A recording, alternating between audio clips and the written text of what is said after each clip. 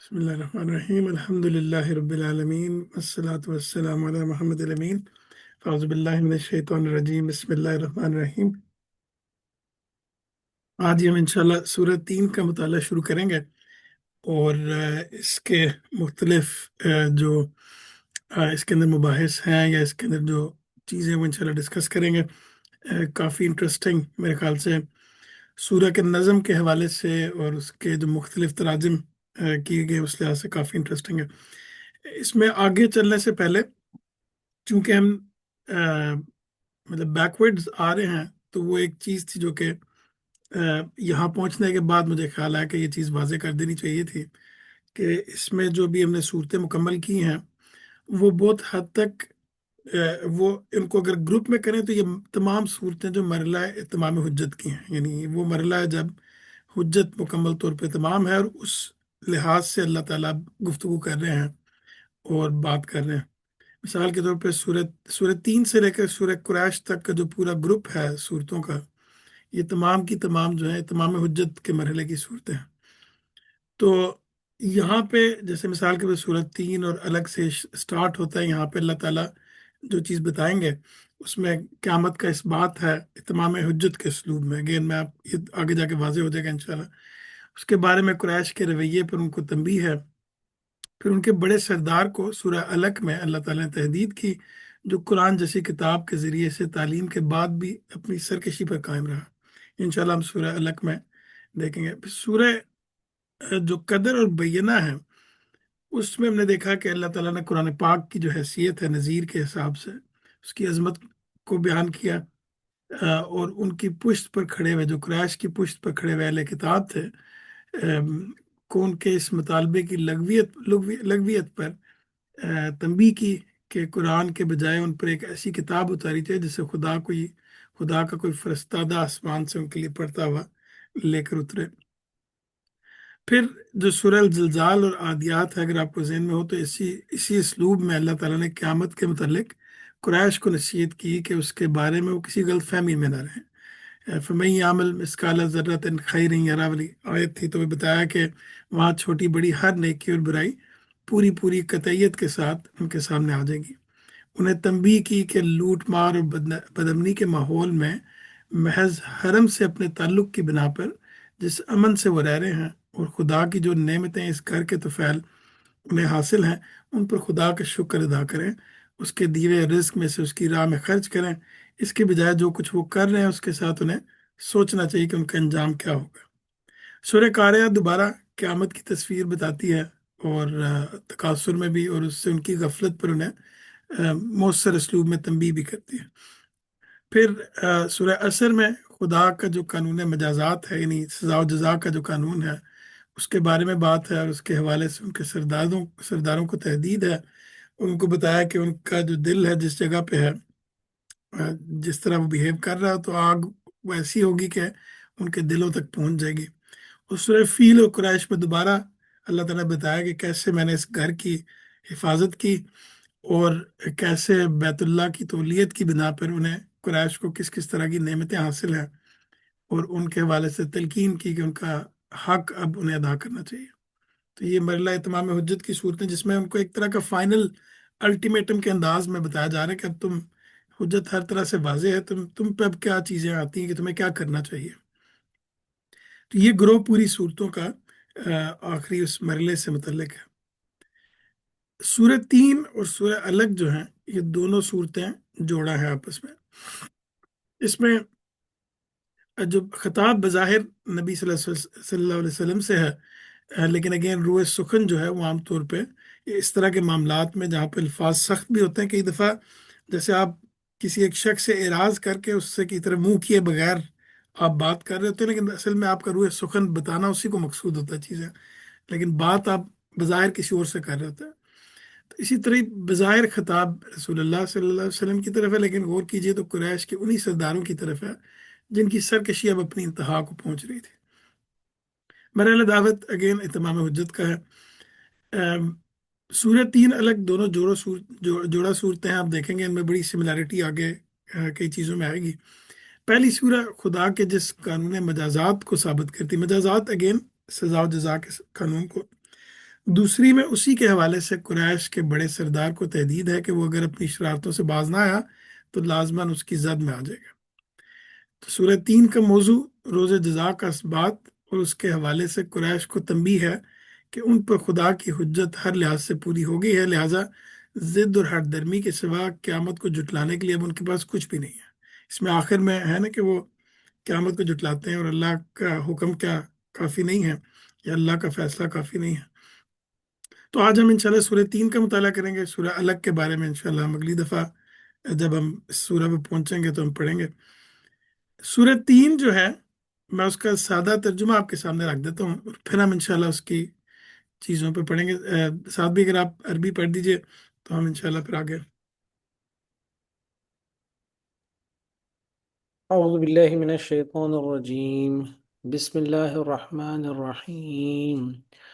والتين والزيتون وطور سينين وهذا البلد الأمين لقد خلقنا الإنسان في أحسن تقويم ثم رددناه أسفل سافلين إلا الذين آمنوا وعملوا الصالحات فلهم أجر غير ممنون فما يكذبك بعد بالدين أليس الله بأحكم الحاكمين. جزاک اللہ ساتھ بھی۔ تین اور زیتون گواہی دیتے ہیں۔ میں نے ان ترجمے میں نے جو بریکٹ کے اندر چیزیں تھیں ان کو جان بوجھ کے نکال دیا تاکہ ہم اس پہ پھر آگے انشاءاللہ آپس میں ڈسکس کر سکیں۔ تین اور زیتون گواہی دیتے ہیں اور طور سینین اور تمہارا یہ شہر امین کہ انسان کو ہم نے پیدا کیا تو اس وقت وہ بہترین ساخت پر تھا، پھر ہم نے اسے پستی میں ڈال دیا جبکہ وہ خود پستیوں میں گرنے والا ہوا۔ رہے وہ جو ایمان پر قائم رہے اور انہوں نے نیک عمل کیے تو ان کے لیے ایسا اجر ہے جو کبھی ختم نہ ہوگا۔ سو اس کے بعد کیا چیز ہے جو روز جزا کے بارے میں تمہیں جھٹلاتی ہے؟ ان سے پوچھو کیا اللہ سب فیصلہ کرنے والوں سے بہتر فیصلہ کرنے والا نہیں ہے؟ اس میں اب اس سورہ کے اندر یہ بہت خوبصورت، اور قرآن کی میرے خیال ہے کچھ بہت ساری صورتیں ایسی ہیں، لیکن اس سورہ میں جو بات جس اسلوب میں اللہ تعالیٰ نے کہی ہے اور اس کے اندر جو گہرائی ہے، اس کا جو اس کے اندر جو اسلوب کی ایک طرح سے ندرت ہے، وہ بہت کمال کی چیز ہے۔ پہلی چیز یہ کہ اللہ تعالیٰ نے بتایا کہ تین اور زیتون گواہی دیتے ہیں اور طور سینین اور تمہارا یہ شہر امین۔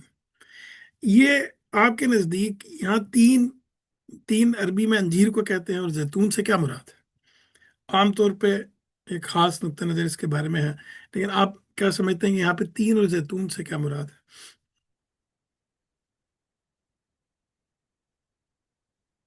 یہ بہت پریشیس چیزیں ہیں نا، تین، انجیر بھی اور زیتون بھی، اور قرآن میں جگہ جگہ آپ دیکھیے کہ اس کے بارے میں ہے کہ اس میں شفا ہے بہت چیزوں کے اس میں، مطلب جیسے یہ وہ چیزیں وہ ہوتی تھی نا، جیسے جو آپ کہنے کہ کوئی اعلیٰ لوگ جیسے اس میں کوئی پریشیس چیزیں نہیں ہوتی کہ آپ اس کو دکھاتے ہیں کہ بھئی یہ تین ہے اور یہ زیتون ہے، اس لیے بالکل مجھے لگتا ہے اللہ تعالیٰ نے اس کا ذکر کیا ہے۔ جی، بالکل ٹھیک۔ اس کو ہم انشاءاللہ آگے دیکھتے ہیں کیونکہ اللہ تعالیٰ نے گواہی دی ہے ان کی، تو یہ دیکھتے ہیں کہ آگے کیا ہے۔ کوئی اور ساتھی بھی، بابر بھائی، سعد بھائی؟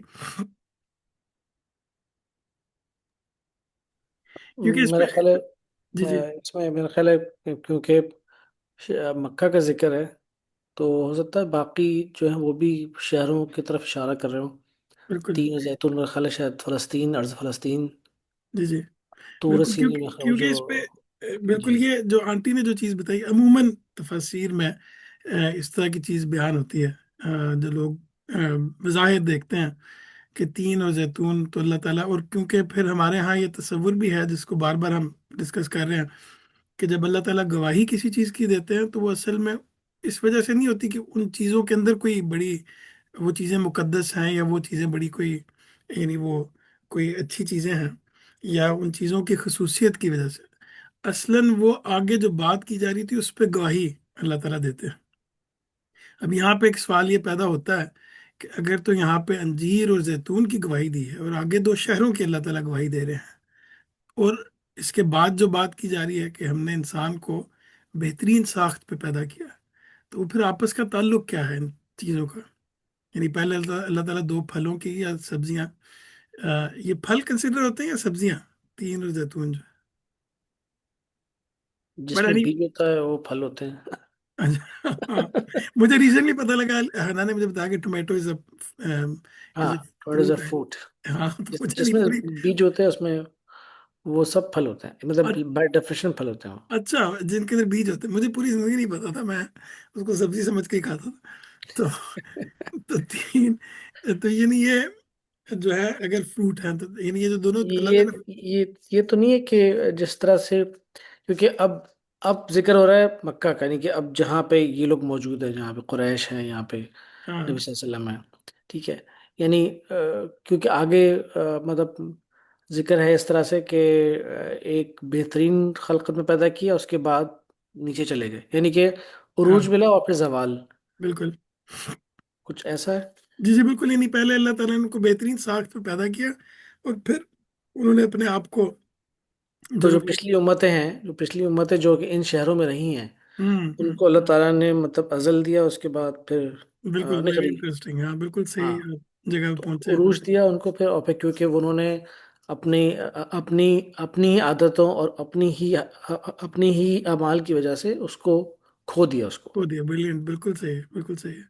क्योंकि ये बात, जब हम देखते हैं कि कोई भी शख्स बात करता है, खासतौर पर अल्लाह ताला जब बात कर रहे हैं, तो उनकी बात के अंदर कोई नज्म होना चाहिए, यानी नज्म होता है हमेशा।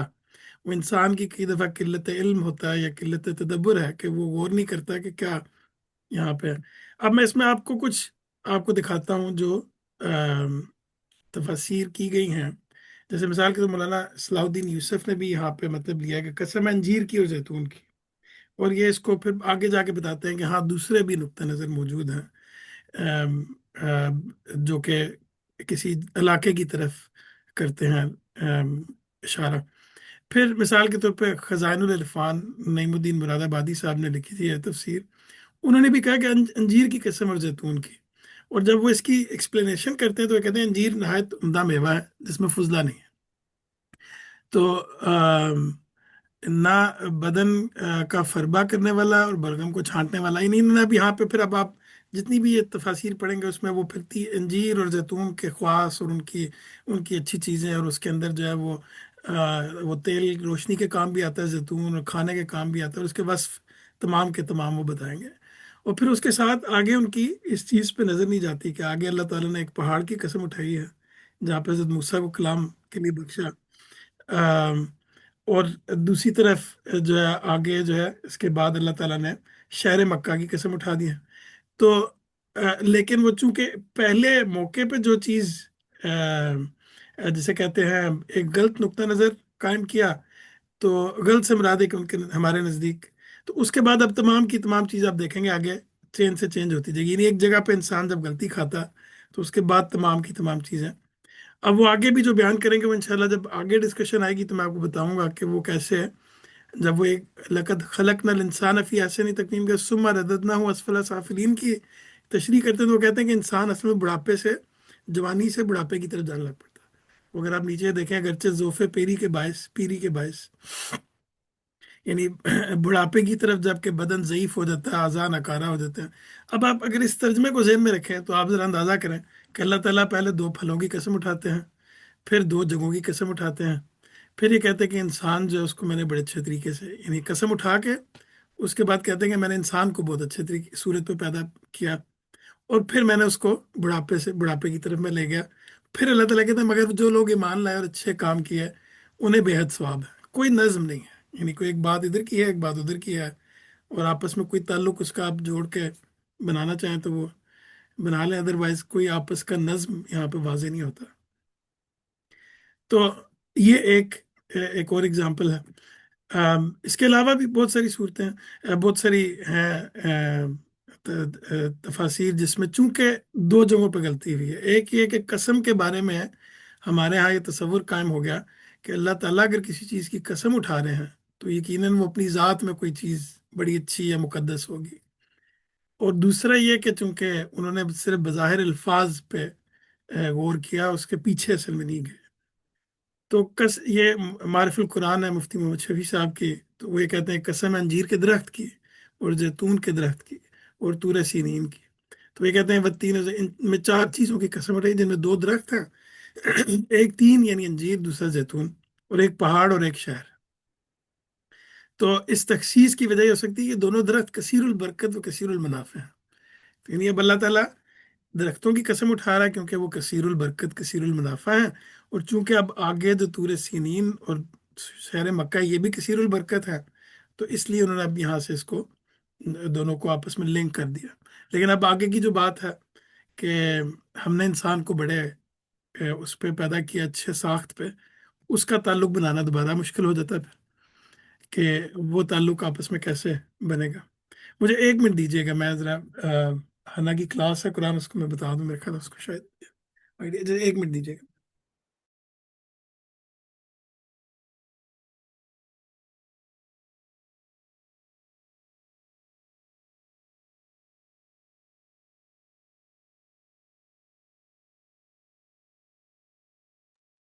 سوری، میں حنا کی آج کلاس تھی اس وقت، تو یہ اب میں نے ایک سین سیٹ کر دیا اس لحاظ سے کہ کس طرح مختلف تفاسیر اس کو دیکھتی ہیں، لیکن اس سے پھر جو اصل ایشو ہوتا ہے وہ یہ ہوتا ہے کہ نظم واضح نہیں ہوتا۔ جو لوگ ابھی شامل ہوئے، نجابت بھائی ہیں، معاذ بھائی ہیں، ہم لوگ یہ ڈسکس کر رہے ہیں کہ سورہ 3 میں تین اور زیتون کا کیا مطلب ہے، اللہ تعالیٰ نے یہ گواہی کیوں دی ہے، اور اس میں ہم نے 2-3 تفاسیر کا میں نے حوالہ دیا ہے کہ یہاں پہ مثال کے طور پہ مولانا صلاح الدین یوسف، اہل حدیث یا سلفی نقطہ نظر کے پاکستان میں بڑے علماء میں شامل ہوتے ہیں، انہوں نے بھی اس کی تفسیر ترجمہ یہ کیا ہے کہ قسم انجیر اور زیتون کی، ان میں آگے جا کے انہوں نے دوسرا نقطہ نظر بھی بتایا ہے، لیکن بنیادی طور پہ خزائن العرفان میں نعیم الدین مراد آبادی صاحب نے ان کو انجیر اور زیتون میوے کے طور پہ لیا، اور یہ بتایا پھر اس کے جو سارے جو اس کے فضائل ہیں دوسرے ورڈ میں، یا اس کے جو کریکٹرسٹکس ہیں ان دونوں پھلوں کی، وہ بتائی ہیں کہ اصل میں یہاں پہ، اور پھر آگے مفتی محمد شفیع صاحب کی بھی میں نے بتائی کہ انہوں نے بتایا کہ یہ کثیر البرکت درخت ہے تین اور زیتون کے، اور اس وجہ سے اللہ تعالیٰ نے یہاں پہ اس کی قسم کھائی۔ لیکن اس میں جو مسائل ہیں وہ یہ ہیں کہ 2 وجوہات سے ایسے ہیں جو یہ مانی لینے میں مانے ہیں۔ ایک ہے کہ آگے اللہ تعالیٰ نے طور سینا اور شہر مکہ کی قسم کھائی، اور 2 پھلوں کے ساتھ 2 مقامات کی قسم کھانے میں کوئی مناسبت نظر نہیں آتی، یعنی آپس میں کوئی لنک نہیں بنتا۔ اور اگین قسم کھانے کا مطلب ہوتا ہے کہ جب ہم کسی کی قسم کھاتے ہیں تو ہم اس کو گواہ بناتے ہیں اس معاملے میں، یہ چیز گواہی دے رہی ہے۔ جب میں کہوں گا کہ یہ کمپیوٹر گواہی دے رہا ہے کہ اس کو مائکروسافٹ نے بنایا ہے، یا یہ گاڑی گواہی دے رہی ہے کہ اس کو کسی نے بنایا ہے، تو اس کا مطلب ہے کہ اس کی ساخت اس چیز کی گواہی دیتی ہے کہ اس کے اوپر کسی ورکشاپ کے یا کسی مکینک کے ہاتھ لگے ہوئے۔ اور جب میں اللہ کی قسم اٹھاتا ہوں تو میں اس کو گواہ بناتا ہوں کہ جو میں بات کر رہا ہوں بالکل ٹھیک ہے۔ تو اصل میں قسم گواہی کے طور پہ تو اللہ تعالیٰ نے پہلے 2 پھلوں کی قسم اٹھائی اور اس کے بعد گواہی دی، اور پھر طور سینا اور مکہ بات نہیں بنتی۔ دوسرے، ان 4 چیزوں کی قسم کھا کر آگے جو مضمون بیان کیا ہے اس پر طور سینا اور شہر مکہ تو دلالت کرتے ہیں، لیکن یہ 2 پھل اس پر دلالت نہیں کرتے، کہ یعنی ہم نے قسم گواہی ہے انجیر اور زیتون کی، اس کے اندر بڑے اچھے خواص ہیں، اس کے اندر بڑی برکتیں ہیں، کہ ہم نے انسان کو بڑے اچھے اس پہ پیدا کیا، ساخت پہ کوئی بات نہیں بنتی آپس میں، انلیس کہ آپ کہیں کہ یہ ساتھ بھی آپ شاید کچھ کہنا جی چاہیں۔ میں یہ کہہ رہا تھا کہ کیا ضروری ہے کہ مطلب جب قسم کھائی جائے، کیونکہ قرآن میں بہت جگہ پہ قسمیں کھائی گئی جو جو جو گواہی دیتی ہیں، ٹھیک ہے، جی جی بالکل۔ اور وہ ان کو سامنے رکھ کر، ان کی امپورٹنس کو سامنے رکھ کے مطلب قسم کھائی گئی ہے، اس کے بعد ایک بڑی بات کی گئی ہے، ٹھیک ہے۔ کیا ہمیشہ جو قسم کھائی جا رہی ہے جس کی اللہ تعالیٰ جو آگے بات کر رہے ہیں، ان کا کوئی لنک ہوتا ہے؟ جی جی بالکل، ہر جگہ قرآن میں جہاں اللہ تعالیٰ نے قسم کھائی ہے وہ تمام مقامات دیکھ لیں تو قسم اور مقسم علیہ، یعنی جس چیز پہ قسم اٹھائے گی وہ دونوں کٹھے اللہ تعالیٰ بیان کرتے ہیں کہ اس کی گواہی، جیسے گھوڑوں کی تاب کی گواہی دے کے بھی جو آگے بات کی ہے تو وہ بھی آگے سے لنک ہے ان کے ساتھ آپس میں، یعنی ٹھیک ہے۔ کوئی ایسی جگہ نہیں ہے جہاں پہ اللہ تعالیٰ نے بلا، اور قسم ہم بلا وجہ کھاتے بھی نہیں ہیں، یعنی انسان بھی، میں جب کہتا ہوں میں قسم کھاتا ہوں تو آگے میں کچھ بیان کروں گا نا، یعنی کوئی یہ نہیں ہو سکتا کہ میں بس بول دوں کہ میں قسم کھا رہا ہوں، کس چیز کی، آگے کیا بات ہے جس کی قسم اٹھا رہا ہے، یعنی میں گواہی دے رہا ہوں تو کس چیز کی گواہی دے رہا ہوں، وہ بات پوری تو تبھی ہوگی جب قسم کے ساتھ اس کا جو مقسم علیہ ہے وہ بھی ساتھ ہوگا۔ اس پہ کافی کام ہوا ہے، ایک سام القرآن پہ بھی کئی کتابیں بھی ہیں، مولانا فراہی کی بھی شاید اس پہ کتاب ہے کوئی۔ आगे चले जी, मेरे ख्याल से इस पे आगे चलते हैं, इसमें देखते हैं कि आगे असल में ये है क्या। इसमें मैं आपको मुख्तलिफ जो नुक्ता नज़र है वो, असल में अंजीर और जैतून फ़लस्तीन और शाम में ज़्यादा पैदा होते हैं। अब ये देखें, मुफ्ती तकी उस्मानी साहब ने ये चीज़ बयान की है। अब इसी को आगे मैं फिर थोड़ा आगे भी लेके जाऊंगा। अंजीर और जैतून फ़लस्तीन और शाम में ज़्यादा पैदा होते हैं, इसलिए इनसे फ़लस्तीन के इलाके की तरफ इशारा है जहाँ हज़रत ईसा को पैगंबर बनाकर भेजा गया था और उन्हें इंजील अता फरमाई गई थी। और सहराए सीना का पहाड़ तूर वो है जिस पर हज़रत मूसा को पैगंबर बनाकर भेजा गया और आप पर कुरान करीम नाजिल हुआ। यानी आप, यानी जो ये अगला शहर है हाजिल बलद अमीन, इस पर भी हम डिस्कस करेंगे कि क्या ये रसूलुल्लाह सल्लल्लाहु अलैहि वसल्लम से मुनासबत से बात की जा रही है या किसी और से। इन तीनों की कसम खाने से मकसूद है कि जो बात आगे कही जा रही है वो इन तीनों किताबों में दर्ज है। अब ये एक नुक्ता नजर है यहाँ पे। इसमें हम देखेंगे कि आगे और क्या पॉसिबिलिटीज हैं, और तीनों पैगंबरों ने अपनी अपनी उम्मतों को बताई है। मौलाना मौदूदी कहते हैं कि तीन जैतून के अल्फाज का मतलब मुनासबत अ, तीनों जैतून यानी इन फलों की पैदावार का इलाका हो सकता है, और शाम और फलस्तीन का इलाका है। आगे जाके देखेंगे कि बिल्कुल मुतय्यन तौर पे हम देख लेंगे कि वाकई ही उस जगह का नाम भी ये है। आगे भी देखते हैं इंशाल्लाह। क्योंकि इस जमाने में अहले अरब में यही इलाका अंजीर और ये जैतून की पैदावार के तौर पर मशहूर था। अहले अरब में ये ज़ोक था कि जो चीज़ ज़्यादा किसी चीज से मानी जाती थी तो उसी नाम से उसको पुकारते थे। आप जानते हैं कि कुरान करीम के जो सूरतों के नाम हैं ये भी बाद में रखे गए, तो उसमें भी यही तरीका रखा गया कि जिस सूरा में किसी चीज का जिक्र है उसी के नाम से उसको पुकारना। सूरह बकरा में गाय का जिक्र है और इस तरह आगे। तो मौलाना फराई लिखते हैं कि तौरात में है कि तूफान नूह के बाद बनी आदम यहीं से इधर उधर मुतफरक हुए, और कुरान से मालूम होता है कि ये वाक़या कोहे जूदी के पास पेश आया। अब इन तमाम में ऑफ कोर्स ये तमाम उलमा ये मुतय्यन करना चाह रहे हैं कि असल में ये फलों का जिक्र नहीं है यहाँ पे, ये इलाकों का जिक्र है। और मौलाना फराई के अलावा ये तीनों उलमा जो हैं, दोनों उलमा और आगे भी आप देखेंगे गांधी साहब भी जैसे, वो इस पे मुतफिक हैं कि ये असल में हज़रत ईसा की पैदाइश या उनके जो मिशन था उसके पैदाइश नहीं बल्कि उनके जो मिशन का जहाँ पे अल्लाह ताला ने पैगंबर बनाया, जहाँ पे उनको जो मिशन दिया गया उनके इलाकों के नाम। हम बिल्कुल आगे जाके इंशाल्लाह इसको मुतय्यन कर लेंगे कि कैसे वो लगे। अब इसमें कोई आपको इन चारों जो शहरों के, इसमें कोई तरतीब आपको क्या लगती है कैसे है? यानी अगर ये हम मान लें कि तीनों जैतून जो के पहाड़ जो हैं वो हज़रत ईसा से मुतल्लिक उनका लिंक है, अब ये लिंक कैसे है ये भी हम इंशाल्लाह आगे जाके डिस्कस करेंगे। लेकिन ये तरतीब क्या है? ऊपर से नीचे की तरफ है, नीचे से ऊपर की तरफ है, ये कैसे है, या इसमें कोई तरतीब नहीं है?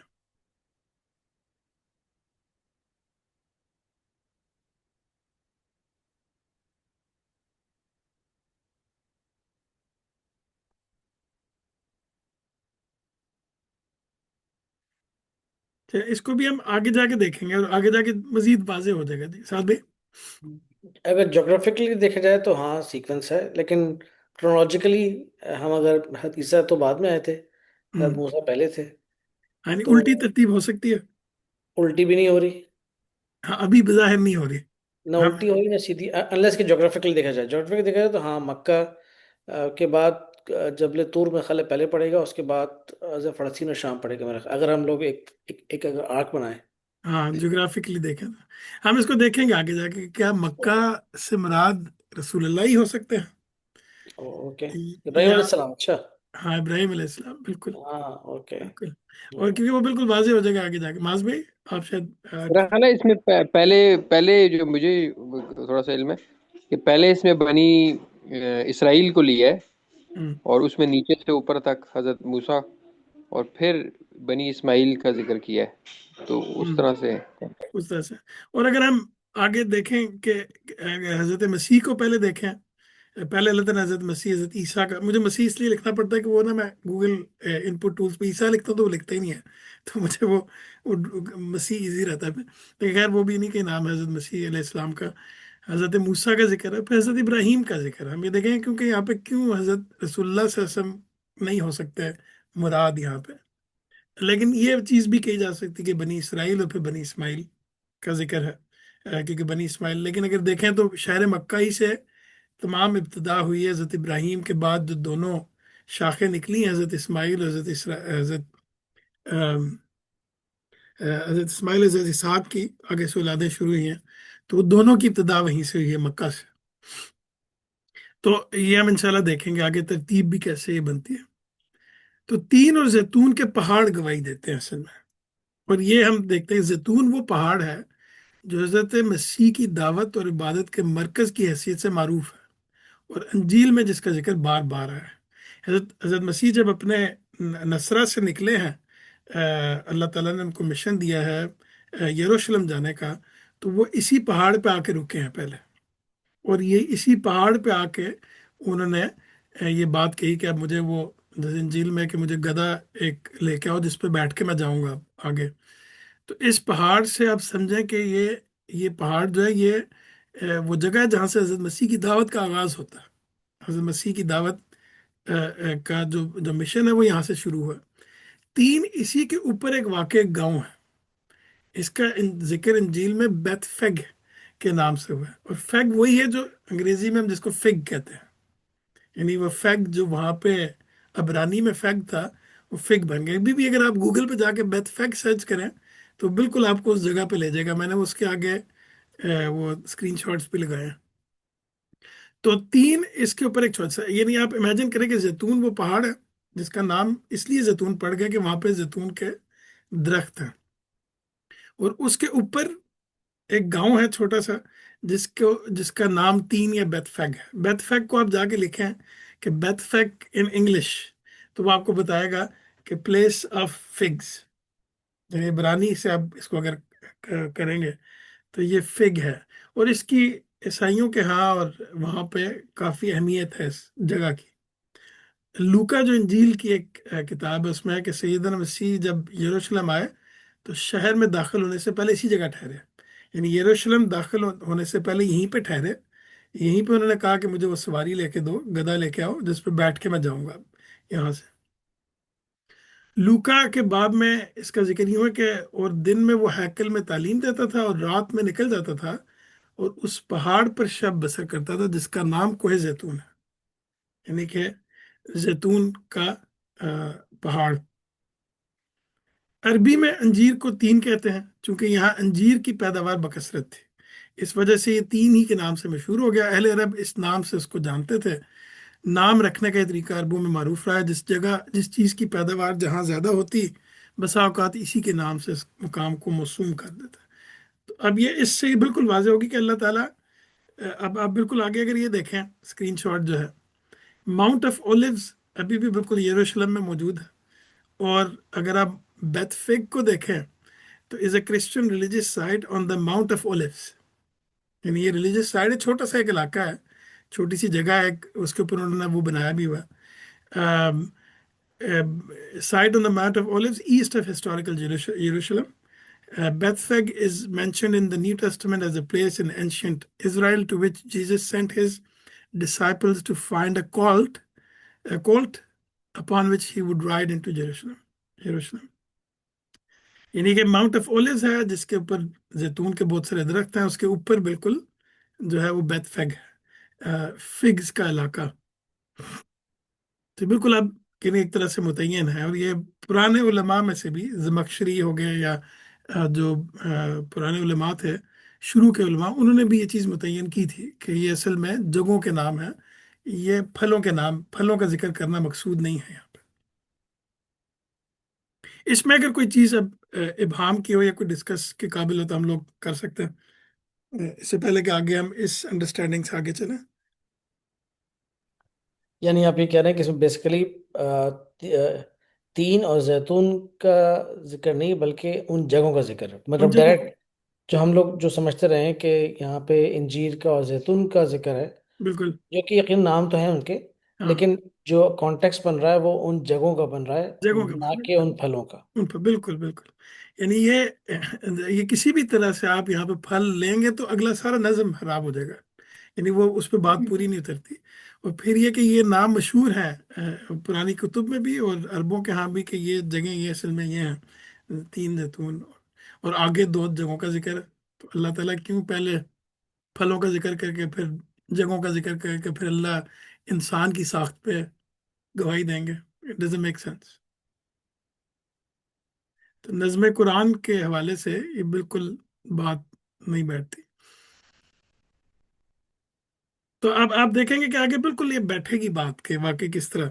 تو آگے چلتے ہیں کہ وہ تین و زیتون، تین اور زیتون کے پہاڑ گواہی دیتے ہیں. تو یہاں پہ اللہ تعالیٰ نے شروع کیا جہاں مسیح علیہ السلام کے دنیا سے اٹھائے جانے کے بعد، اور یہی وہ پہاڑ ہے جہاں پہ وہ آیتیں نازل ہوئی ہیں کہ ہم تمہیں اٹھا لیں گے. اور اٹھانے کے بعد تو جب یہ واقعہ ہوا ہے کہ یہود نے فیصلہ کیا کہ وہ اپنے تئیں حضرت عیسیٰ کو سلیب دے دیں گے، تو وہ حضرت عیسیٰ جو ہے اسی پہاڑ پہ آ گئے تھے. اور اس پہاڑ پہ آنے کے بعد یعنی اپنے ڈسائپل صحابہ کے ساتھ وہ اس پہاڑ پہ پہنچ گئے، اور وہاں پہ پھر اللہ تعالیٰ نے اپنا فیصلہ سنا دیا کہ یعنی وہاں سے اٹھائے جائیں گے. کہ دنیا سے اٹھائے جانے کے بعد ان کے منکرین پر قیامت تک کے لیے عذاب کا فیصلہ سنا دیا گیا. تو اللہ تعالیٰ نے وہ آیتیں قرآن میں ہے کہ اب قیامت تک مسیح کے ماننے والے، مسیح کے نہ ماننے والوں پہ غلبہ رہے گا ان کا. تو یہ اللہ تعالیٰ نے فیصلہ سنا دیا. اور بنی اسرائیل میں سے ان کے ماننے والوں کی ایک نئی امت نصارہ کی ابتدا ہوئی. یعنی کہ یہیں سے اب حضرت عیسیٰ کے جو ڈسائپلس تھے وہ ایک نئی امت کے طور پہ وہاں سے شروع ہوئے. ان میں سے ایک نے مخبری کر دی، وہ تو اس میں شامل نہیں تھا، لیکن باقی جو 12-11 جتنے بھی ساتھی تھے ان کے بہت کم وہ تھے جن سے اللہ تعالیٰ نے پھر اس نئی امت کا آغاز کیا. پھر یہی اعلان کیا گیا کہ مسیح علیہ السلام کے منکرین پر ان کے ماننے والوں کو قیامت تک غلبہ رہے گا. یہی وہ بات جو کہ پہلے عذاب کا فیصلہ اللہ تعالیٰ نے سنایا. تو یہود پہ جو اللہ تعالیٰ نے عذاب کا فیصلہ سنایا وہ یہ تھا قرآن پاک میں، آئی تھنک اگر میں غلط نہیں ہوں تو میرا خیال ہے سورہ بقرہ ہے، شاید مجھے کریکٹ کیجیے گا معاذ بھائی اگر آپ کے ذہن میں ہے. تو وہاں پہ یہ بات کی اسی پہاڑ پر خدا نے اپنی شریعت یہود سے چھینی اور وہ سلسلہ ابراہیمی کی دوسری شاخ کے حوالے کر دی. یعنی کہ اب وہ سمجھیں وہاں پہ چلے گی. یہ واقعہ حضرت مسیح کی زندگی کے آخری دور سے تعلق رکھتا ہے.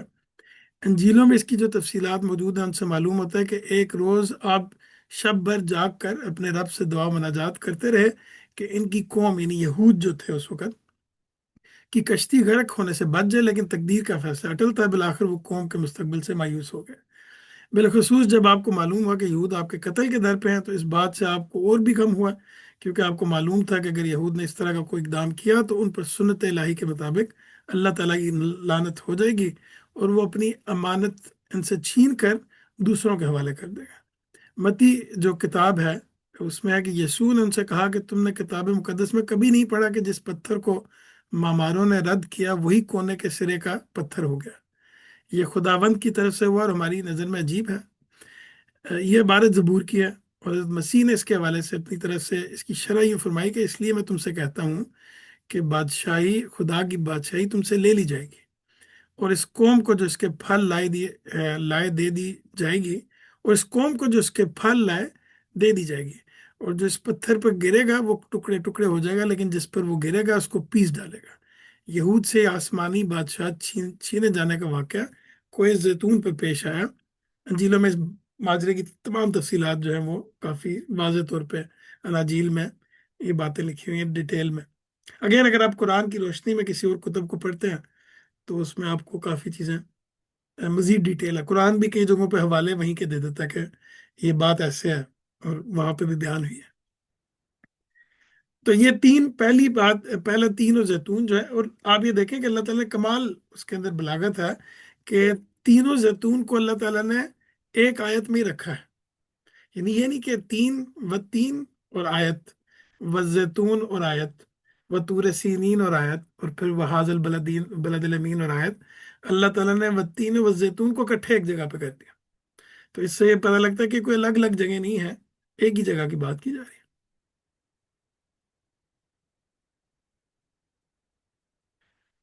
اچھا اب اس پہ یہ جو اگلی بات ہے وہ طور سینین، یہ میرے خیال نیچے ترجمہ جو ہے وہ غلط ہو گیا کہ طور سینین کے جو سینا کا جو طور کا جو پہاڑ ہے اس کی گواہی کہ لفظ سینین جو ہے وہ جمع کے طور پہ ہے اور جمع پہاڑ کی وسعت اطراف کو ظاہر کرتی ہے. تو اگر آپ دیکھیں، آپ ہم سب کو اس میں میرے خیال سے مزید ڈیٹیل وہ سب کو پتہ ہے کہ طور کے پہاڑ کی کیا حیثیت ہے یہ بنی اسرائیل میں، کہ پوری تاریخ میں यानी यही वो पहाड़ है जहाँ पे अल्लाह ताला ने उन पे हजरत मूसा को ऊपर बुलाया, वहाँ पे किताबें वहाँ पे उनको दी गई, वो जो अहकामात थे वो दिए गए, यहीं से उन्होंने अपनी उम्मत का बहसीत उम्मत अपनी ज़िंदगी का आगाज़ किया। यहीं पे फिर वो अ, गिरे भी, यानी इन्होंने हजरत मूसा ऊपर गए हैं तो वो नीचे उन्होंने बछड़े को खुदा बना लिया। तो इसी पहाड़ से खुदा ने अपनी किताब में ऐलान किया कि वो हक पर कायम रहेंगे तो दुनिया की कौमों पर उन्हें गलबा हासिल होगा, और उससे इनहराफ करेंगे तो उनके जरिए से जिल्लत और महकूमी के अजाब में मुब्तला कर दिए जाएंगे। तो अब इसकी शहादत जो है जजा पर, रोज़े जजा पर आगे जो आती है, तूरे सीनीन की शहादत जजा पर बिल्कुल वाज़ेह है। यही मकाम है जहाँ अल्लाह ताला ने एक मजलूम व मखूर कौम, यानी बनी इसराइल जो है मजलूम व मखूर थे, वो वहां से जब फिरौन की गुलामी से निकाल के अल्लाह ताला लेके आए तो यहीं पे पहुंचे, अपनी अनायात मबजूल फरमाई और उसके सब्र के सिले में दुश्मनों के पंजे से उसको निजात देकर उसका सर ऊंचा किया, और फिर उसको एक ऐसी शरीयत अता फरमाई इसी जगह पे जो मुनकरों और दुश्मनों के लिए अक्सर ताज़ान अजाब थी। ये वाक़या मजलूमों पर लुत्फ़ नवाजिश और जालिमों पर कहर व गज़ब की नहायत वाज़ेह मिसाल है। यानी अल्लाह ताला ने कैसे मजलूमों को अपने लुत्फ़ नवाजिश से नवाजा और जालिमों को अलग कर दिया, फिर उनको तबाह कर दिया, और उसके बाद इनको यहाँ पे उठा के कुरान मजीद में हज़रत मूसा को मैं फ़िरौन के वाक़यात जहाँ बयान में इस हकीकत की तरफ इशारा मौजूद है, और तुम्हारे रब का अच्छा वादा बनी इसराइल के लिए पूरा हुआ बवजह इसके कि उन्होंने सब्र किया, और हमने तबाह कर डाली वो इमारतें जो फ़िरौन और उसकी कौम बनाते रहे थे, और वो बेलें भी जो टहनियों पर या टट्टियों पर चढ़ाते रहे थे। तो ये यानी कि वो पहाड़ है जिसपे अब हज़रत मूसा की कौम की का इब्तिदा हुआ है, उस बनी इसराइल की इब्तिदा वहां से हुई। तो पहले हजरत ईसा ने जहां से शुरू किया, फिर हजरत मूसा ने जहां से उनकी उम्मत का स्टार्ट हुआ, और फिर तुम्हारा ये शहर अमीन। अब अमीन मामून के मानी, यानी वो शहर है जिसमें अमान है, जहाँ पे सबके लिए अमन है। सूरह आले इमरान में अल्लाह ताला ने इसी इन अल्फाज में कि वमन दाखिला कान आमिनन, के जो इसमें दाखिल हो जाए वो मामून है।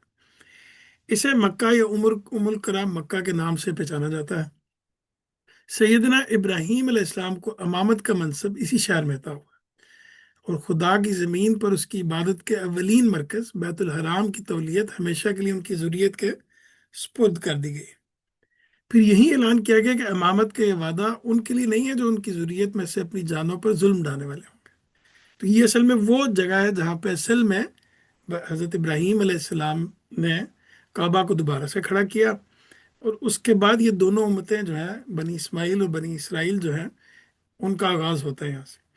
और इसी जगह पे अल्लाह ताला ने ये बताया कि ये इमामत जो मैं तुम्हें दे रहा हूँ हज़रत इब्राहीम को, उनकी उनकी कुर्बानियों की वजह से, उनकी अल्लाह ताला की तरफ जो उनकी फरमाबरदारी थी उसकी वजह से अल्लाह ताला ने उनको ये मनसब दिया, और ये बताया कि अब नबूवत और रिसालत तुम्हारे ही खानवादे में ख़ास है, यानी अब तुम्हारी औलाद के अंदर से पैगंबर पैदा होंगे।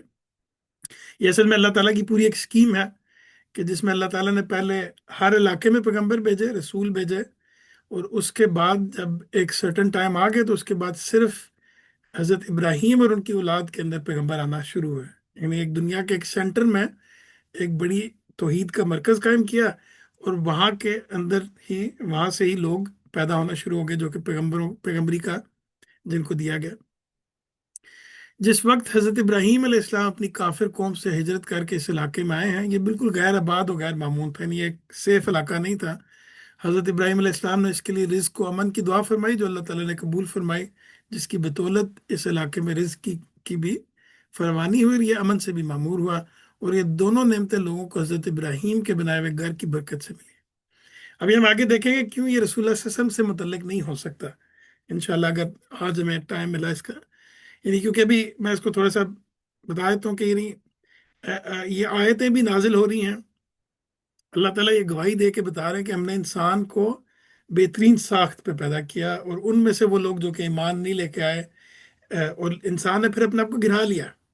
लेकिन अभी यहाँ पे वो मामला नहीं हुआ पूरी तरह, रसूल सल्लल्लाहु अलैहि वसल्लम की कौम के सामने ये मामला पूरी तरह भी नहीं हुआ, तो इसलिए उनकी कौम की गवाही अभी नहीं दी जा सकती, क्योंकि यहाँ पे लोगों की गवाही, कौमों की गवाही दी जा रही है।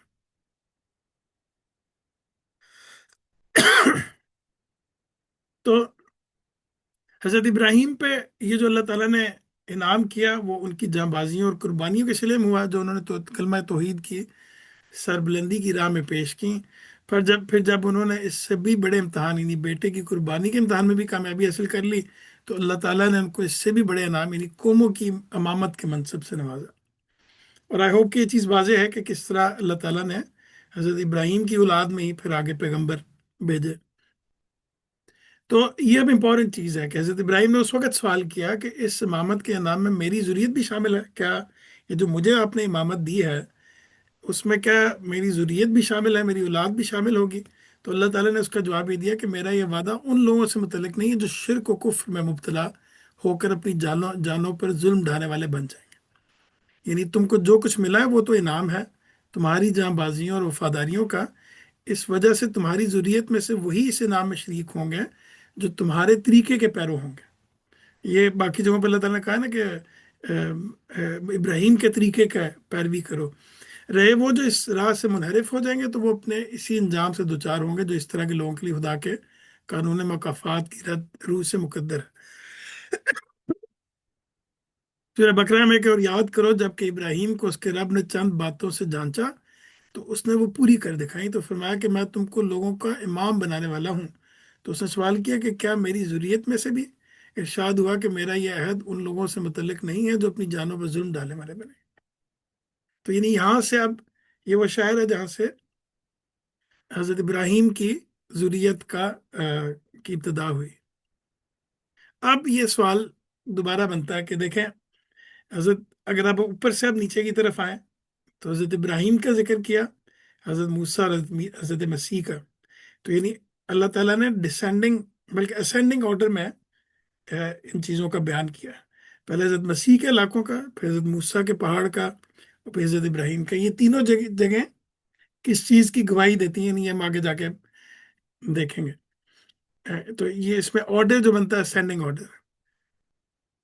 حضرت ابراہیم کو یہ بتایا تھا کہ وہ لوگ اس میں شامل نہیں ہیں جو گمراہ ہو جائیں گے، یعنی وہ انسان وہ لوگ اس میں شامل نہیں ہیں جو کہ گمراہ ہو جائیں گے. حضرت موسیٰ کو یہ بتایا، اگر آپ دیکھیں کوہ طور پہ بنی اسرائیل بطور امت اللہ تعالیٰ نے ان کا انتخاب کیا، باقی قوموں پہ ان کو فضیلت دی، ان کے صبر کی وجہ سے ان کے اوپر اللہ تعالیٰ نے فضل کیا، فرعون سے نجات دی، اور پھر وہ سرکشیوں میں مبتلا ہوئے، شرک اور انبیاء کا قتل کیا اور عذاب الہی سے ہمکنار ہوئے. حضرت ابراہیم نے بھی جب اپنی شروع کی بات جس وقت بات کی تو اس وقت لوگ صحیح جگہ پہ کھڑے تھے، اور جب رسول اللہ صلی اللہ علیہ وسلم تک بات پہنچی تو وہی لوگ جو حضرت ابراہیم کو اپنا پیشوا کہتے تھے وہ لوگ اب شرک میں مبتلا تھے، بتوں کو پوجتے تھے. قریش سب کہتے تھے کہ ہم. اور حضرت مسیح کے بارے میں بھی حضرت نصارہ کا بطور قوم شروع ہونا، ان میں وہ لوگ شامل تھے، تھوڑے تھے لیکن جو کہ بالکل صحیح جگہ پہ کھڑے تھے، اور پھر وہ گمراہی میں پڑے، شرک جیسی گمراہی میں پڑ گئے، اور پھر انہوں نے حضرت مسیح کو اللہ کا بیٹا نعوذ باللہ بنا لیا. اب یہاں پہ ہم سوال پیدا ہوتا ہے کہ اب آگے اگر اس نظم کو ہم برقرار رکھیں تو اگلی آیت میں انسان سے کیا مراد ہے؟ انہوں نے کہا ہم یہیں پہ پھر ختم کریں گے تاکہ پھر آگے ہم انشاءاللہ یہیں سے شروع کریں گے. اگر پہلے والی چیز واضح ہوگی ہے اور اس پہ آپ کا شرح صدر ہے تو ہم آگے دیکھ سکتے ہیں. اب کسی بھی چیز کو ہم ڈسکس کر سکتے ہیں لیکن پرائمری کویسچن پھر یہاں پہ ہے کہ اللہ تعالیٰ جو آگے یہ کہہ رہے ہیں، گواہی دے رہے ہیں کہ ہم نے انسان کو بہترین ساخت پہ پیدا کیا اور پھر خود اس نے اپنے آپ کو پستی میں ڈالا. جی صاحب بھی. میرا خیال ہے تو تمام انسان شامل ہے اس کے اندر، جی جی شروع ٹھیک. سے لے کے آخر تک، کیونکہ جب جب بھی یقیناً اللہ تعالیٰ نے انسان کو بہترین اس میں پیدا کیا، اور جب جب وہ اپنی ہدایت سے ہٹ گیا تو اس نے اپنے آپ کو پستی میں ڈال دیا. لیکن پھر ان تین جو پیغمبر ہیں اور ان کی جگہ ہیں ان کا حوالہ دینے سے اس کا کیا تعلق ہے، ان کی گواہی دینے سے؟ یہی نا کہ جب تک وہ لوگ ہدایت پہ رہے، اللہ کے احکام پہ رہے، تو ان کو حکومت ملی، اور جیسے جیسے وہ ہٹتے چلے گئے چھن گئی ان سے. بالکل بالکل ٹھیک ہے. صحیح. تھینک یو صاحب بھی. کوئی اور ساتھی بھی اس میں ایڈ کرنا چاہیں کچھ تو ضرور کریں.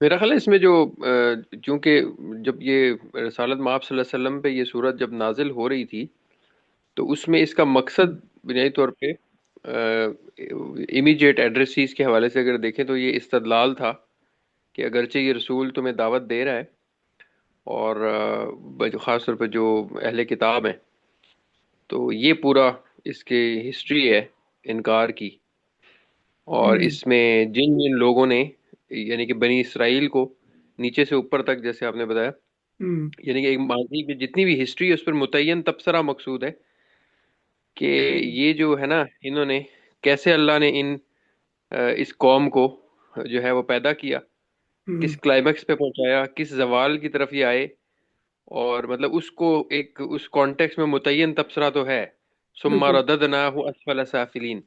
ہوں اب صادق کی یہ بات بالکل درست ہے کہ یہ جو زوال ہے یہ ہر انسان کی زندگی میں آتا ہے، ہوں اور وہ اس میسج کو اس کے کانٹیکس میں سمجھ کے ہم بالکل جنرلائز بھی کر سکتے ہیں، بالکل بالکل لیکن اس کی جو اپلیکیبلٹی ہے نا امیجیٹلی، وہ اس پہ ایک تاریخی تبصرہ ہے کہ انسان نے کس طرح نبیوں کو قتل کیا، اور یہ سارا حضرت مسیح علیہ السلام پر جو اس کی کلمنیشن، تو ہاں یہ ہے۔ بالکل تو تھینک جنرل یو میسج تو بالکل لیا جاتا ہے اور جائے گا، بالکل کیونکہ اپنی ذاتی اپنی اصل حیثیت میں تو وہ ایک قوم تھے نا جنہوں نے اللہ کے نبی کا انکار کیا، آخرت کا، ہوں اور تو انسان جو ہے یہ میسج تو اس کے لیے ہے بالکل، لیکن اس بالکل کانٹیکس میں اس کو سمجھ۔ بالکل بالکل تھینک یو معاذ بھائی. اور یہ بالکل ٹھیک بات ہے، نہیں یہ بطور انسان بھی اللہ تعالیٰ کو انسان نے بہترین ساخت پہ فطرت پہ پیدا کیا، کوئی بھی انسان ہو. تو اس کو جنرلائزبلٹی بھی اس کی دیکھی جا سکتی ہے. اور آگے جا کے ہم دیکھیں گے اگر اس کو میں جوڑوں اسی انٹرپریٹیشن سے سورہ اثر کی کہ زمانہ گواہی دیتا ہے. یہ بالکل اگر میں اس سورہ کو اس پہ اطلاق کروں اس سورہ کا، کہ یہ دیکھیں یہ زمانہ گواہی دے رہا ہے کہ انسان خسارے میں پڑ کے رہے، یا انسان خسارے میں ہے. کون سے انسان؟ جن لوگوں نے حضرت ابراہیم، حضرت موسیٰ، حضرت عیسیٰ، تمام رسولوں کی وہ قوم ہے جو کہ یعنی وہ تمام زمانہ گواہی دے رہا ہے، یعنی جو سامنے کے لوگ ہیں. اگر ہم اس کو اپلیکیبلٹی کے حساب سے دیکھیں، جو سامنے کے لوگوں کے لحاظ سے اگر ہم دیکھیں، تو وہ ان کو یہ بتا جا رہا ہے کہ دیکھو سارا زمانہ گواہی دے رہا ہے، تمام رسولوں کی جو قومیں ہیں ان کا جو حال ہوا وہ گواہی دے رہا ہے کہ انسان خسارے میں ہے، لیکن وہ نہیں جو کہ ایمان لے کے آئے. اور بالکل یہاں پہ بھی سیم بات ایک مختلف انداز میں کی جا رہی ہے ان لوگوں کے لحاظ سے. اگر ہم سورہ اثر کو بھی جنرلائز کر سکتے ہیں اور یہاں پہ بھی جنرلائز کریں گے کہ دیکھیں حضرت ابراہیم کی قوم جہاں سے شروع ہوئی بالکل ٹھیک جگہ پہ تھے، صحیح ساخت پر کھڑے تھے، اپنی فطرت میں بالکل صحیح جگہ پہ تھے. حضرت موسیٰ کوہ طور، تین اور زیتون، یعنی حضرت مسیح کے جو جہاں پہ ان کی بعثت ہوئی، یہ تمام جو جگہیں تھیں یہاں پہ جو لوگ انسان موجود تھے شروع میں وہ بالکل صحیح ساخت پہ تھے. اللہ تعالیٰ نے بالکل صحیح ساخت پہ ان کو شروع کیا، لیکن انہوں نے خود اپنے آپ کو پستیوں میں ڈالا اور وہ پستیوں میں گرتے رہے. لیکن وہ نہیں جو کہ آگے وہی آیا تھا کہ الذین آمنوا وعملوا الصالحات فلہم اجر غیر ممنون، بالکل سورہ اثر کی طرح. تو اپلیکیبلٹی اور جنرلائزبلٹی کے لحاظ سے آف کورس ہم فرق کر سکتے ہیں دونوں میں. اب آپ دیکھیں گے کہ مختلف انشاءاللہ جب ہم اگلی دفعہ، چار ہو گیا، اگلی دفعہ ہم دیکھیں گے تو آگے انسان سے مراد لوگوں نے مختلف لیے ہیں. جیسے مثال کے طور پہ مولانا مودودی کہتے ہیں کہ ہم نے انسان کو بہترین ساخت پہ پیدا کی، اس سے مراد پیغمبر ہے. لیکن اس میں پھر مسائل آ جاتے ہیں کہ پھر کیونکہ آگے یہ بات کی جا رہی کہ پھر اس نے اپنے آپ کو پستیوں میں ڈالا تو وہ گرتا کیا نیچے. اور اس طرح کی جو باقی اور کچھ لوگ یہ لیتے ہیں کہ اصل میں پستیوں میں جانے سے مراد ہے کہ انسان بڑھاپے سے، جوانی سے بڑھاپے کی طرف جاتا ہے. تو اس پہ یہاں تک ہم رکتے ہیں. اور میں چاہ رہا ہوں کہ اسی پہ ہم تھوڑا سا ڈسکس کر لیں. کوئی چیز اس تفسیر کے لحاظ سے کوئی سوال ذہن میں یا کوئی آپس میں ڈسکس کوئی چیز کرنی ہو تو وہ ہم کر سکتے ہیں. جو ترجمہ آپ نے دکھایا ہے اس کا، ثم رددنا اسفل سافلین، جی جی، وہ بھی دکھائیں. میں ایک سیکنڈ.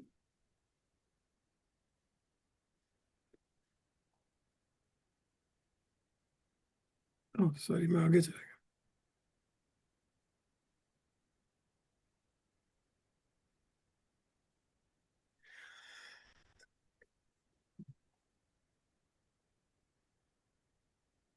ہاں پھر ہم نے اسے پستی میں ڈال دی جبکہ وہ خود پستیوں میں گرنے والا ہوا. ہاں بالکل. تو یہ ترجمہ مطلب یعنی کانٹیکس کے حساب سے ترجمہ کیا ہے کیونکہ الفاظ تو ایسے شاید نہیں ہے. یعنی کہ ہم نے اس کو لوٹا دیا گہری پستیوں میں. ہوں.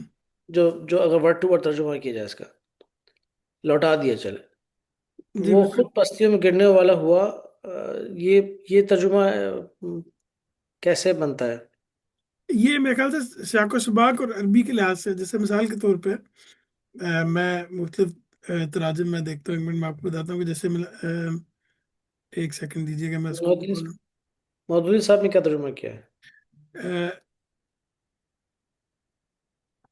ہم نے انہوں نے لکھا کہ پھر ہم نے اسے لٹا دیا، سب سے نیچے، سب نیچوں سے نیچ کر دیا. ہاں ٹھیک ہے. اچھا. اور اس کے بعد جو مثال کے طور پہ میں یہ ڈاکٹر اسرار نے کیا کہا ہے؟ ڈاکٹر میں اسرار نے، فرمائشیں کر رہا ہوں آپ سے. ہاں نہیں نہیں، اس وقت آپ جو مرضی بولیں گے کھل جائے گا. تو شبیر احمد عثمانی صاحب کا بھی میں دیکھ لیتا ہوں. ڈاکٹر اسرار نے یہاں پہ ترجمہ کیا پھر ہم نے لٹا دیا اس کو پسترین حالت کی طرف. ٹھیک ہے. اور اسفل سافلین، ہاں ٹھیک ہے بالکل یہی ہے.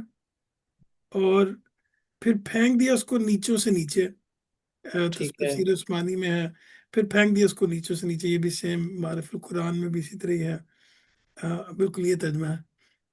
اور جیسے مثال کے طور پہ مولانا جو اصلاحی ہیں وہ کہتے ہیں کہ پھر ہم نے اس کو ادنا درجہ میں ڈال دیا جبکہ وہ خود گرنے والا بنا. یعنی انہوں نے اسفل سافلین کا جو ترجمہ کیا وہ اس طرح کیا. ٹھیک ہے، میں خیال کانٹیکس وائز تو یہی صحیح بنتا ہے کہ ظاہر ہے اللہ تعالیٰ کیوں ڈالیں گے؟ ہاں اللہ تعالیٰ بالکل. کو شوق تو کوئی نہیں ہے. اللہ ہاں تعالیٰ اصل میں انہوں نے اس کو جو حذف، ایکسپلین. بالکل ہے، ہاں اس حذف کو انہوں نے کھول دیا.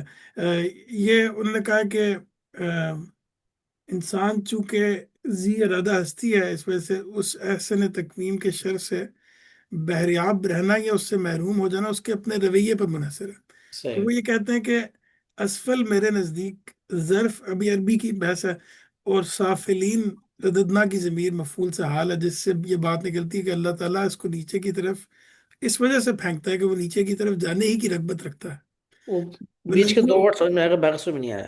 ہاں وہی کہہ رہے ہیں میں نے ہاں بیچ کے بالکل. دو ورڈ سمجھ میں آئے گا، باقی سمجھ میں نہیں مجھے بھی آیا. سمجھ نہیں آیا. تو یہ کوئی عربیت کی بحث ہے کہ، تو اس طرح کی کوئی ٹھیک. چیز ہے. وہ انہوں نے صحیح. خیر اس کو ایکسپلین کیا ہوا ہے عربیت کے لحاظ سے بھی کہ کیسے اس کا مطلب یہی بنتا ہے. صحیح.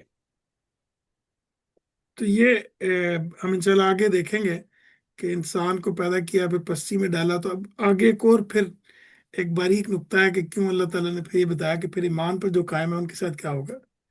کیونکہ یہ چیز سوال پیدا ہوتی ہے کہ اللہ تعالیٰ نے ایک بہترین ساخت پہ لوگوں کو پیدا کیا، وہ لوگوں نے اپنے آپ کو گراتے رہے بحیثیت قوم، ان کو اللہ تعالیٰ نے ضلالت میں ڈال دیا. تو اب ان لوگوں کا کیا جو کہ درمیان میں اچھے لوگ بھی ہوں گے، تو وہ ایک درمیان میں کوئی چیز بھی آ جائے گی. ہوں. میرا خیال ہے اس میں جو جنرل میسج ہے وہ تو بڑا کلیئر ہے، ہر انسان ہی ضلالت میں بھی بالکل. پڑتا ہے اور صحیح راستے پہ بھی. لیکن اب اس کو رسول اللہ کے سارے مشن سے اگر ریلیٹ کرنا ہے تو ہوں. وہ مشن تو تھا ہی اس پورے کانٹیکس میں نا. بالکل تو بالکل. یہ جو اضافی پہلو یہاں پہ محسوس ہو رہا ہے نا، ہوں. اصل میں یہ بہت ضروری ہے اس پورے مشن سے ریلیٹ کرنے کے لیے. اور وہ قرآن والتین والزیتون طور سین پہلی 3 آیات میں ہی وہ اسٹیبلش کر دیتا ہے کہ یہ لنکڈ ہے اس پورے کانٹیکٹ سے. لنک ہے، بالکل بالکل بالکل. اور اس میں بھی معاذ بھائی ایک اور چیز بھی لوگوں کے عام طور پہ ذہن میں آتی ہے کہ ہم جب اس طرح سیاق و سباق کے ذریعے سے ہم یہ بتاتے ہیں کہ اب اللہ تعالیٰ نے جب ایک بات کی ہے، رسول اللہ صلی اللہ علیہ وسلم کو بھیجی ہے، اور وہ ان کی سامنے والی قوم جو ہے ان کے لیے خاص طور پہ متعین ہے، تو کیا اسی بات سے ہم بڑے حقائق یعنی ہم لوگوں کے لیے نکلتے ہیں؟ یقیناً نکلتے ہیں. یعنی ایسی چیز اگر ہم اس کو دیکھیں تو آگے اللہ تعالیٰ اصل میں جو بات کر رہے ہیں وہ آخر میں جا کے قیامت سے متعلق ہے. اس کے بعد کیا چیز ہے جو روزہ جزا کے بارے میں تمہیں جتلاتی ہے. تو یہ جو تمام کا تمام مشن تھا رسول اللہ صلی اللہ علیہ وسلم کا یا باقی پیغمبروں کا، وہ اصل میں اس جو پوری تمام حجت کی وجہ سے جو عذاب آنا اور باقی چیزیں، وہ اصل میں قیامت کے لیے ایک بہت بڑی دلیل تھی. تو یہ ان اٹ سیلف بھی ایک، اگر ہم صرف اس کو اسی طرح ہی لیں جس طرح اللہ تعالیٰ نے نازل کیا اور اس طرح لوگوں کو، رسول اللہ صلی اللہ علیہ وسلم کو اور سامنے کے لوگوں کے لحاظ سے کیا، تو ہمارے لیے پھر بھی ایک بہت بڑی جو بات ہے اس کے لیے، اس کے لحاظ سے وہ بنتا، سبق جو بنتا.